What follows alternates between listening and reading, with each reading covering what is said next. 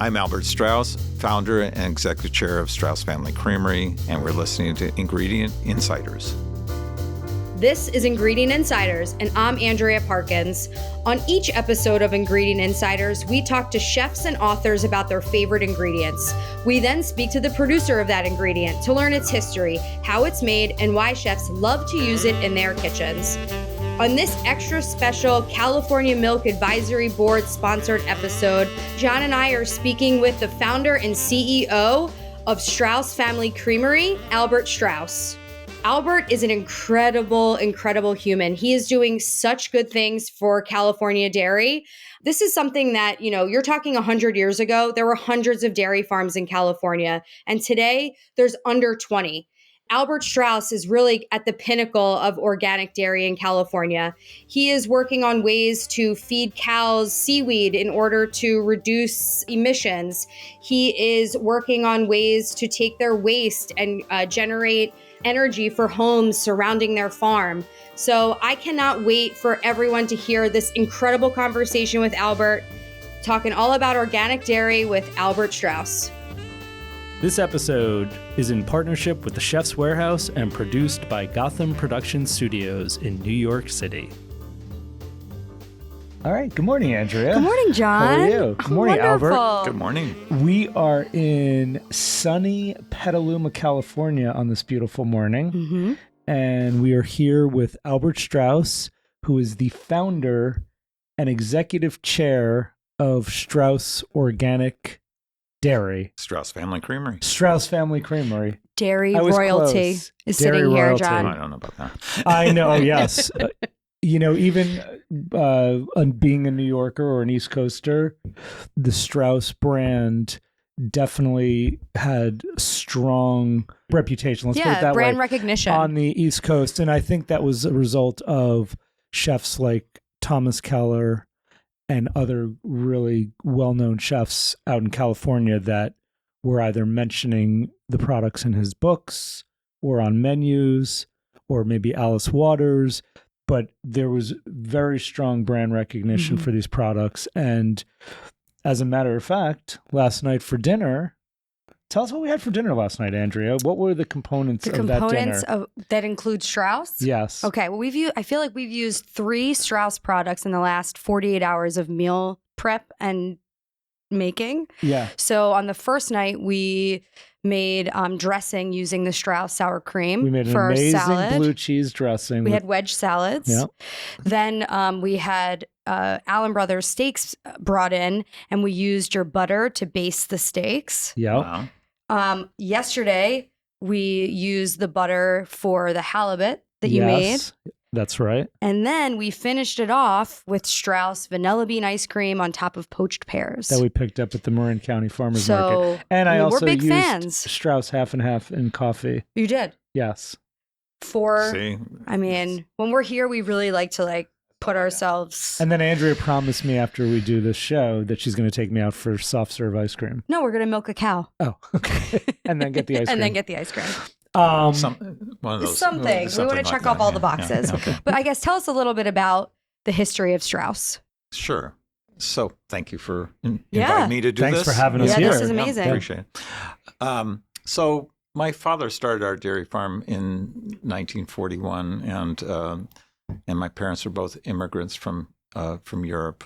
Got out just before the war and came to Northern California, out to Marshall, to start the dairy farm. My father did. They only met my mother years later. But we were a conventional dairy farm. I went to college in San Luis Obispo at Cal Poly and majored dairy science, and I had a weakness for ice cream, so I took a lot of ice cream. I took an ice cream course, how to make ice cream, and won third place in a regional contest in ice cream scoring. So someone Sounds like approached, fun, actually. Yeah, I took went an to ice college cream and class. studied business and French. So someone approached me in 1990 about doing organic milk for ice cream, and they gave up on the idea of how to do it. And I kept looking into what it meant to be certified organic. There was a new law in California, and it took me 3.5 years to figure out to feed cows, how to treat cows. And then I had to put together a business plan for opening up a creamery. And anyway, So you always wanted to be a dairy farmer? I had to make a decision out of high school whether to go into like engineering or into farming. And I liked being my own boss. I liked being outdoors. I liked working with animals. And so I decided to go to Cal Poly in dairy science. And so that was the decision point there. As far as the kind of the organic and the sustainability part is, my parents were very instrumental in pulling together a broad coalition of farmers, environmentalists, community members, government, animal welfare people to come up with a common vision for the future. Mm-hmm. And so my mother started a couple of environmental organizations. She was the co-founder of Marine Agricultural Land Trust, the first agricultural land trust in the nation. That's preserved now 58,000 of the about 100,000 of agricultural land in Marin County. It's supposed to stay in agriculture in perpetuity. And I did a lot of practices to really address sustainability of the land and the farm. So we hadn't used any herbicides or synthetic fertilizers since the mid-'70s, early '80s, and used no-till planting. I did a lot of different things to try to steward the land and the animals. Were your parents doing this because they felt it was producing a better quality, or that it was better just for the earth and they had they were wanted to do better for the land? Or I have so many questions too, because another thing I wanted to know is, were they dairy farmers before they even came to the U.S.? Like, was that their goal when they came over? And they had years of European experience, and this is how we do it organically. So they were both city slickers. My father was from Hamburg, Germany. My mother was from Amsterdam, and my father left Germany after 3 years of Hitler and went to Palestine. But he was trained in agriculture to go to a kibbutz. But there's long family history that took him back to California. So he ended up coming, after 6 months of Palestine, he came to California and went to Berkeley and Davis in agriculture, and then did an internship on a dairy. But eventually started his own dairy with 23 cows in 1941. But my mother at one time said she didn't want to move, have to flee her home again, and they were very much environmentally minded. They thought steward the land, having part of the community is something that they really felt was important to them, and ingrained it into everything I did and our family when I was growing up. So it was, I started out of the first Earth Day. I started a recycling club at our high school, and awesome. So those things like that were part of who we were. Yeah. So when I came back with a crazy idea of going certified organic on our farm, they supported me, even though it was a big risk for us. So I think the motivations were, how do you sustain, or how do you survive as a family farm when we've lost 99% of our farms in the United States? And then when I started going, how do we sustain our community and our farms as well? So our mission is to sustain family farms in Marin-Sonoma County by providing high-quality, minimally processed organic dairy products, and to help revitalize rural communities through education and advocacy everywhere. So that's kind of the basis of that whole thought and belief that we had, is we want to make something here that was awesome. A model, an example that we could build on. When did you shift from commodity dairy to organic? So we became the first certified organic dairy west of the Mississippi River in the beginning of 1994, and the first 100% organic creamery in the United States at the same time. Incredible. And so since then, there's almost 90% of the dairies in Marin-Sonoma County are certified organic.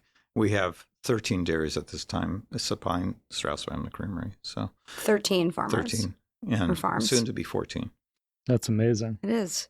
So you went from 23 cows to now you're working with 14 farms. 14 farms. Average herd size is about 275 cows, which is small for California when I think the average herd size is over 2,000 now. So animal welfare is a core tenet of certified organic farming or dairy farming.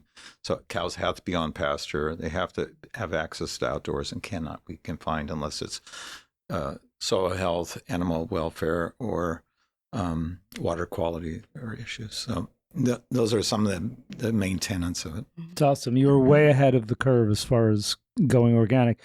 This may seem like an obvious question, but what is important about organic dairy? Why should we be drinking organic milk? Why should we be using organic products at home?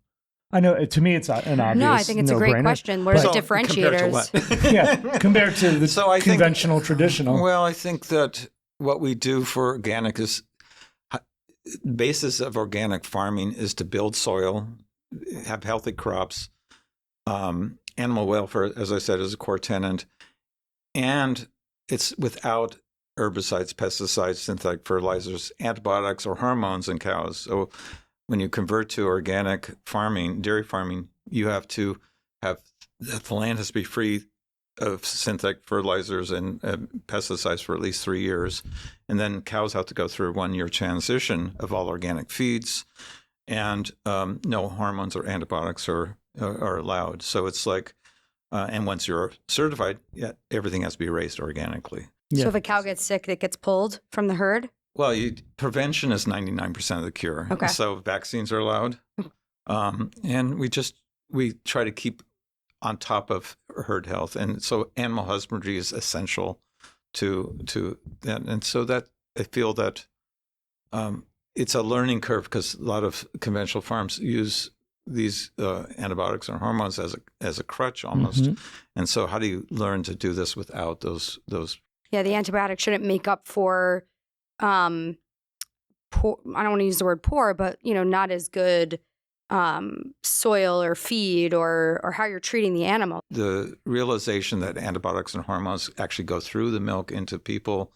There's more resistance to antibiotics. There's, the hormones that are being used in cows go through to the milk. Milk is essential, vital food in my mind that has full nutrition. And when you asked about, I compare it to all these plant-based that don't have full nutrition. They have to add all these things to it. So it's like milk has got complete proteins, it's got natural calcium, it's got all these things that are good for you. Mm-hmm. And everything is in balance, right? And so as a society, we go kind of extremes. Sure. Mm-hmm. Milk fat was bad for you. In the 60s, we were selling our milk to a processor said, oh, you have to change from Jersey cows, which have higher fat, to Holstein cows, which have more volume and less fat, because we can't sell fat. Since I've started, we sell a lot of ice cream and butter and cream and stuff like that.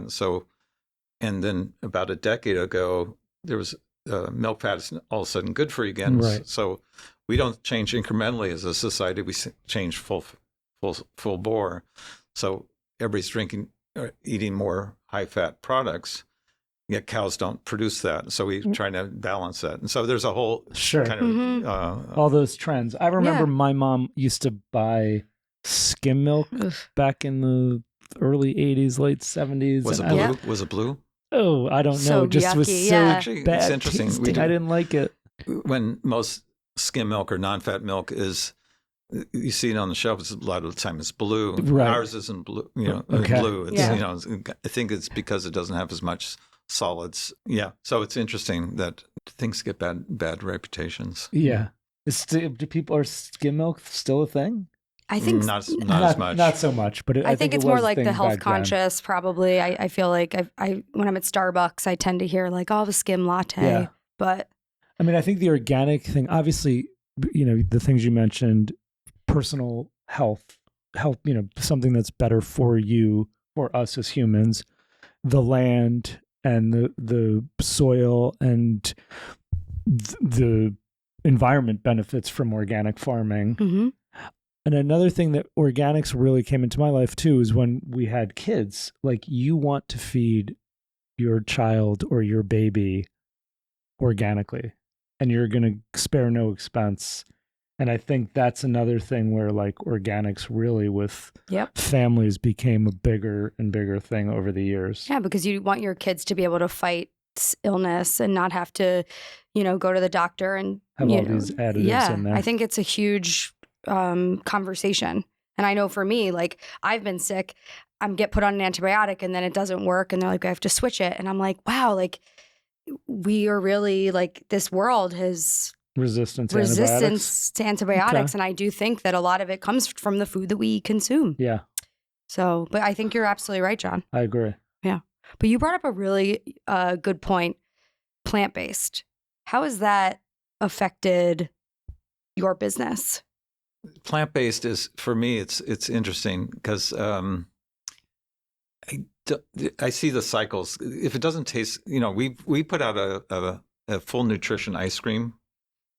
I worked on it for 5 years. It was called New Scoop, and it was like Ensure replacement, and and so it had 25 vitamins and minerals. It had low glycemic. It had all these things that were good for you. And so I worked for 5 years to make it taste good, and it was really difficult to make it taste good with all that stuff in it. So I quit that. So it failed. Okay, but same thing with plant-based. If it doesn't taste good and it's not really that good for you, I think I've seen all these plant-based grow in sales and then fall off. And it's like, and so I think that we try to do as high a quality as product as we can, and that tastes good and people value. And that's what I like.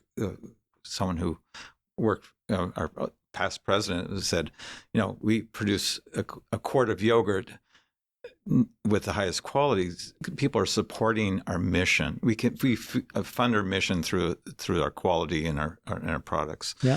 And so, so that I think it's very much what we do and how we do it. The quality is essential. Yep. And how the nutrition, the quality, and the what it represents is really reflected in the milk quality that's produced is reflected in the products we made. The one thing I wanted to say about plant-based things. So about 5 years ago, I gave a goal to our sustainability. He was a director then. Now he's a VP. To be carbon neutral on my farm by the end of 2022, and expand it to the other farms by 2030. So it's made up four different practices. One, we were the first commercial trial in the United States for feeding red seaweed to cows for reducing enteric methane, the belches from the cows, not the farts, by up to 95%. So by feeding a quarter pound in a 45-pound diet, you can get up to 95%. So that was about half the methane that cows give off. The science is still evolving, so cows are part of the natural cycle. So grazing cows, they think actually this methane might be destroyed off the pastures with if there's a enzyme or something that methanogen that actually floats above the pastures and might destroy it. So that's a different science. But it doesn't change the flavor profile, right? No. Okay. No, that was the one test is can't have any effect on the quality or the health of the cows or the health of people. Or, eating the seaweed. Eating the seaweed, Got it. Okay. We're still on the seaweed, John. Connecting the dots. Got it. I thought the burping was affecting the flavor for a second. I was like, wait, what? So the second part is... Tastes like burps.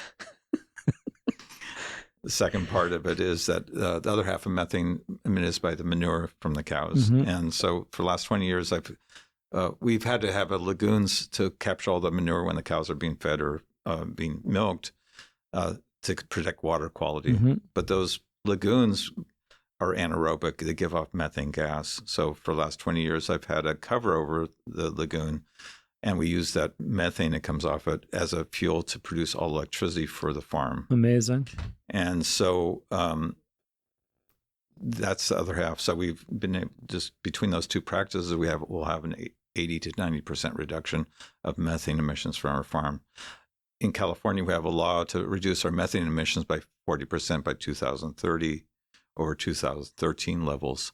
And so these are practices that could be implemented and are being implemented. the third thing is we have we were the first dairy in the United States to have a carbon farm plan. So by adding compost to the land, using animals in intensive rotational graze, you're pulling carbon from the atmosphere and put it back in the soil because you're growing more grass and more so that through photosynthesis. So that's being recognized internationally as one of the only ways to reverse climate change rather than reduce it.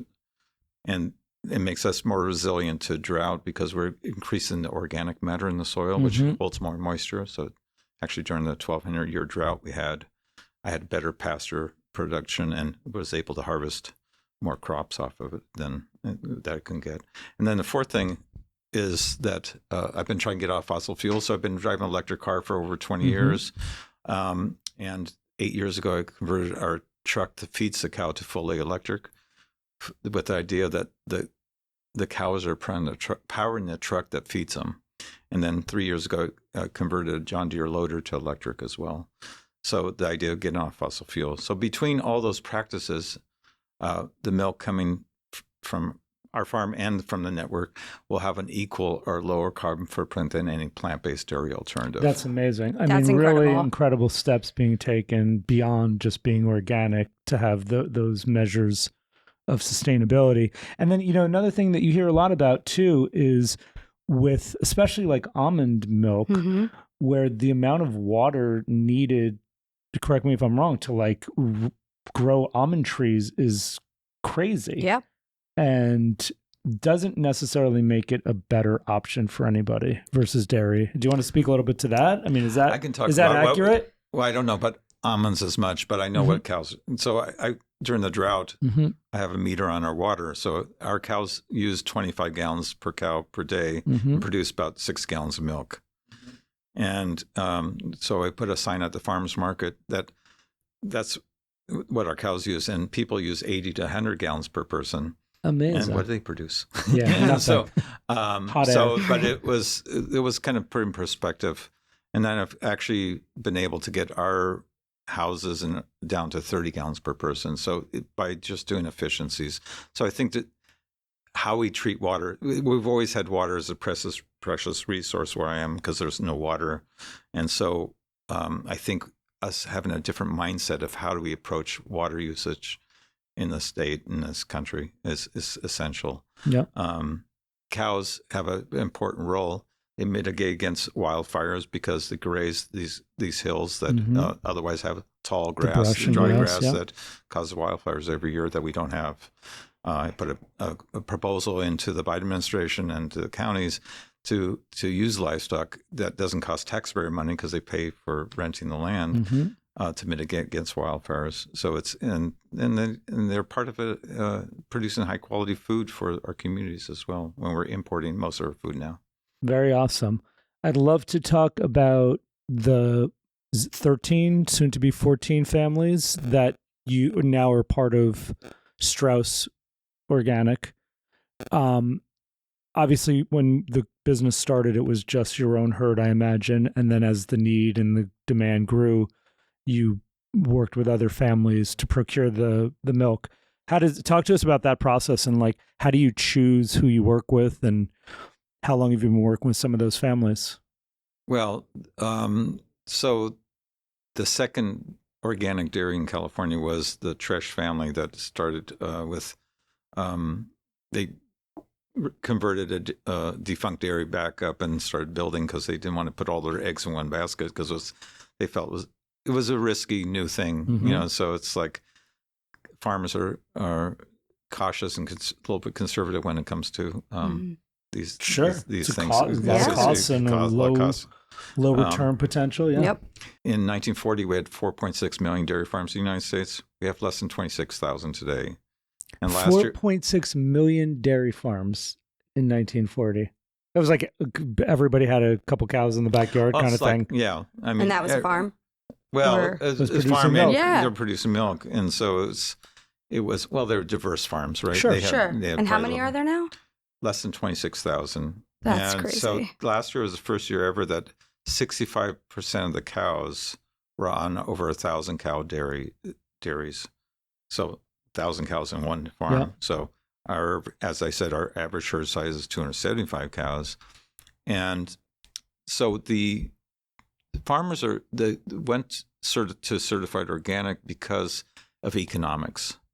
There are a few of them that believed in the practices, but most of them learned the practices over the years. So I think we've done a good job of trying to nurture and trying to build a community, and where we've created a model that's being looked at around the world as an organic dairy farm model, a carbon neutral organic dairy farm model. Yeah. We're being featured in the UK. I'm going to France to the World Dairy Federation talks. So it's something that is what we do here is very essential for rebuilding communities. So these families have learned these traits. They're skilled, the skilled farmers and skilled community and essential part of our rural communities. So it's, I think it's been, so the relationship we have is very different than most processors. So twice a month, we're required to pay for their milk.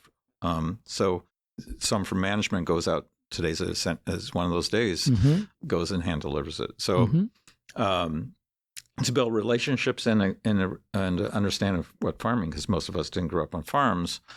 And then 4 times a year, we get together with all the farms here, talk about how the creamery is doing, opportunity and challenges on the farm, but ultimately agree on a volume of milk per farm that's in line with our sales, so we don't have extra milk to sell off at a loss. And we're usually able to pay up to 10% more than any of our competitors because we don't have that milk we have to sell off. Right. And so that's the relationship we have is very essential and very crucial to the success of the farms and the creamery. So I think it's a mutually beneficial relationship that we try to build. If you look around this room, John, these are all the pictures of all of the family farmers that Straus works with, which I think is pretty cool. Yeah, it's very cool. This season of Ingredient Insiders is brought to you by Bizzini Nuts, a name synonymous with exceptional quality and taste in the world of gourmet nuts and dried fruits. Whether you're crafting a Michelin star-worthy dish or just whipping up something delicious in your home kitchen, Bizzini's premium selection is designed to inspire your culinary creativity. Elevate your dishes with the rich texture and flavors that only Bizzini nuts can offer. From toasted almonds, perfect for garnishing, to pistachios that add a crunch to your salads, Bizzini has everything you need to enhance your recipes. Don't miss this chance to impress your palate and your guests with Bizzini nuts, the chef's choice for quality and flavor. Okay, so at Chef's Warehouse on the West Coast in our San Francisco and LA markets, we sell Straus Dairy. I know we sell your milks, your heavy creams, yogurts, and soft serve mix. Is that The base? And ice cream base too. the ice cream base? Your butter is delicious. Like, I was thinking about it this morning because John made omelets for everybody for breakfast. Oh, it is really good butter. It's amazing. You didn't invite me. We can do it again. Yeah. So should I tell you what's different with our butter? Yes, please do. So actually, Alice Waters actually asked me to make butter like they have in France when I first started, before I just first started. So I'm going, what's the difference? So we actually, she said it was a clover. She didn't really know. Right. But we started making butter, and they've still used our butter at Chez Panisse. And so, but what we do is we use an old-fashioned 1950s butter churn still. We make about, there was a statistics, we make as much butter in a week as most butter plants make in an hour. And so it's a batch churn. It's like a big washing machine. And our butter, we drain the buttermilk off, and our butter fat is 85%, where in the United States, called butter, it has to be 80%. In Europe, it's 82%. Ours is a lot higher. And so it's got less moisture in it. So it doesn't burn as fast. Yep. It makes crispier crusts. And so it's yellow. I can always look at a restaurant and see I had one local restaurant that had our name on the menu and said they were using our butter, and going, that's not our butter. Yeah. Just by looking at it. Yeah. And because ours is yellow, it's a lot firmer. And when they see a lot of butter, it's white and kind of greasy. Yeah. And so there's a big difference in the quality of the butter. It's hand-packed, and so it's an artisan product. It's very noticeable. It and really the final is. product is amazing. The it has a higher fat content than your standard butter. Is that the same for your whole milk? I know typically whole milk has about 4% fat-ish. What is Straus? So whole milk is 3.5% fat. So we have a 3.5% is our whole milk, Mm-hmm. and then we have a extra rich, the barista line. I don't know if you guys use it. We do. Sure. Which is someone who had a coffee roaster that came to me 15 more or so years ago and asked for. They liked our cream top milk, but they said it was hard to use in cafes, and so so we had a barista contest to look at different homogenization levels, which breaks up the fat. Mm-hmm. And to try to keep in my mind, homogenization ruins the flavor of the milk. So we tried to make it as minimally homogenized as we could, and still keep it dispersed, but also have the flavor. And so our barista milk's been used in international barista competitions, and it has tighter foaming and is sweeter, and so they really like the product. But we also make an extra rich barista, which is I think 4.2% fat. And so it's so that we can get different levels that we can do through that. So Nice. That hopefully answers your question. Yeah, no, I it wish we does. could get these in New York. I know. I mean, but I also want to talk about the glass bottles. I mean, there's something about getting The milk in a traditional, glass bottle that, crates like, of milk in glass I don't bottles. know, like very nostalgic. But is there also a reason? Does it taste better? Does it last longer? Does it? I don't know. It certainly looks It cooler. looks cooler. So I'll give you a little history on the glass bottles. So when I converted to organic, I felt that reuse was part of what organic farming and organic products should be. Mm-hmm. So we started with glass bottles back in 1994, made out of 30% recycled glass. We now put a $3 deposit all the way from the creamery, all the way through distribution, retail, consumers. We get 75 to 80% of them back and get an average of 5 uses out of the bottle. In 2019, we were the first true zero waste certified creamery in the world, where we reused, recycled, repurposed almost 93% of our waste. Incredible. That's amazing. And so now that we've moved to Roanoke Park into a new creamery, we're trying to get back to that status. But the glass bottles was the core of that. The reusable glass bottles were the core. And glass is inert, so it doesn't have anything leaching into the product. So it No stays plastics. colder. No, It doesn't have the plastic, Yep. So it's a very clean taste. So that's another reason to have milk in glass. We were walking around. We went to the Marin County Farmers Market yesterday, and we saw your booth, and there was just crates, like sitting next People to it. brought back People their were old bringing glass back their bottles glass and everything. bottles, and I think what you're doing is incredible. It's really a model for. Yeah. I mean, as you mentioned, and you're going to Europe to talk to other folks about what you guys are doing and the practices. It's really quite incredible with what's going on here, and it's not like it's a tiny business. I mean, this is a full scale. I imagine you're in California or in the West Coast, one of the primary suppliers of milk and dairy, certainly organic. Yeah, I think we're small compared to some of the big The giants. the Sure. giants, The but conventional giants. Yeah, conventional, and we're still a smaller. Well, I guess we have to call our medium size businesses, dairy businesses. But people have to be committed to bring reusable glass bottles. Mm-hmm. Back in the 70s when we started Earth Day, and we had recycling. People actually separated out their different recycling, and it wasn't single stream like it is now, Yep. which doesn't work. Very true. I think that there's a different mentality around reusing bottles, trying to minimize your waste, and so it's different than a carton where you can just throw it away. So or recycle is good. Hopefully try. So over the last few days, Andrea and I have been visiting a lot of cheesemakers in Northern California. Is that a part of your business? Are you selling to the cheesemakers? Are they using the Straus milk?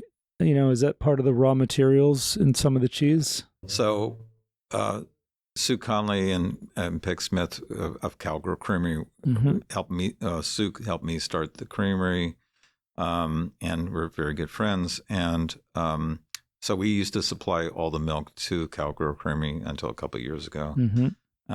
But we still supply 3 small cheesemakers in this area that use our milk for their products. Awesome. And so we try to support the small cheese producers because I feel that's really essential. We used to have, I think, during the heyday before the pandemic, we had like 30 cheesemakers in North Bay. Wow. Now they're down to maybe 8 to 10. So the pandemic really hurt a lot of cheesemakers. Where do you see the next decade going for organic farming, or I guess dairy farming in general? Well, I think we're at a kind of a tipping point right now. We've got a lot of, as I said before, I don't know if I did say this. My family, worked very hard to get this coalition of people to kind of build to the future, and I feel we've kind of we've polarized and separated, and now we have people trying to get rid of us. It's like saying that we're not don't have animal welfare. We're polluting, which are all not true. Which is it's but this whole polarization and misinformation and not agreeing on facts and not is really stressing the whole community and the farming community. We've had farmers that are the next generation is, why would they want to subject themselves to this constant targeting? And so I feel that we need to pull together as a community and society and to build to the future, because I think there's it is a tipping point right now. And how do we get the next generation of farms and be able to set them up? I mean, working with land trusts, working with getting land opportunity for land to be able to become farmers, educating. We're working with Chico State Organic Dairy Program. Cal Poly, I'm trying to get them to work with us as well.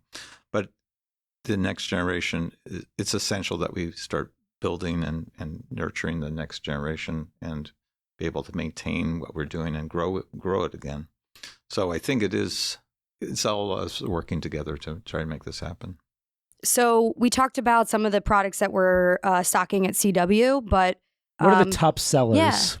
I know what I love. Me? Yeah. No, what are the top sellers just for Straus in general in retail and heavy cream, butter? So yogurts is a big part of we have a Greek yogurt and European yogurt. I would love to try that. It's all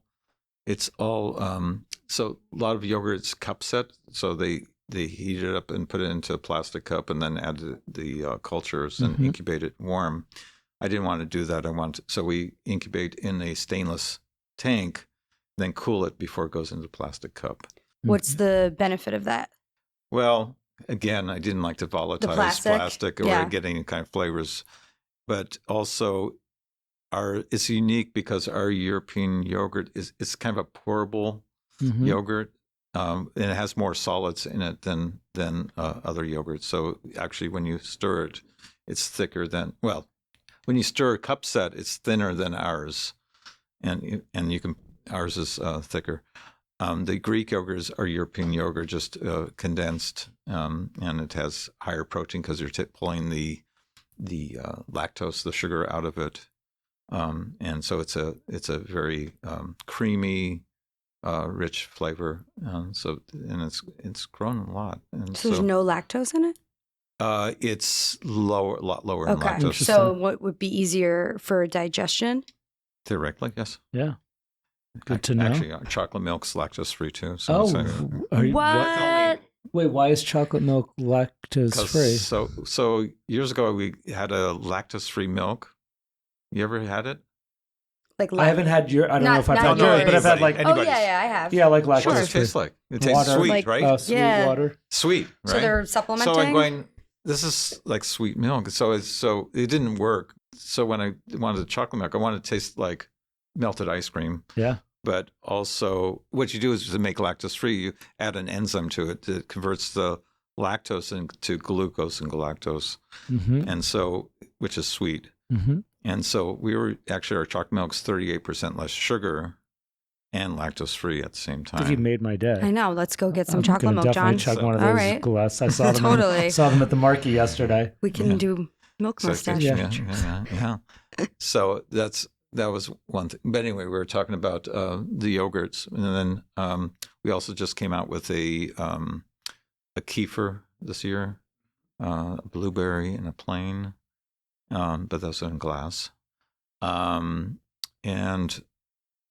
so the yogurts, ice cream, of course, you know, So that's good. it. So it's been 20 years that I started the ice cream, and so it's I design it's my taste profile too. So it's like it's the highest quality we make.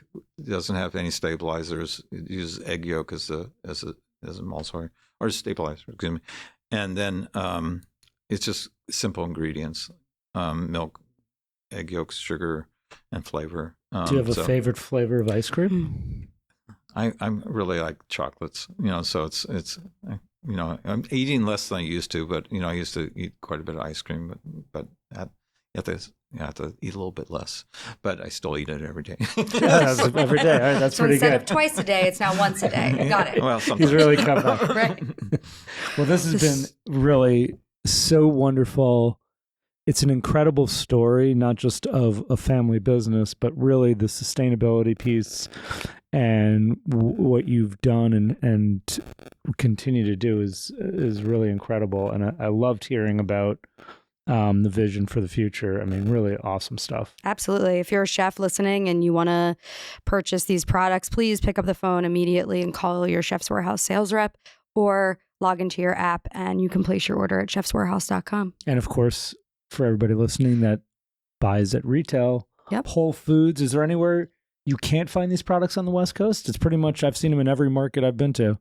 Pretty much, yeah. Yeah. I mean, the organic and natural stores, a few of the like Rayleigh's and some Safeways and things like that. But yeah, so not as many of the conventional, but a lot of the we're getting more and more. So. Awesome.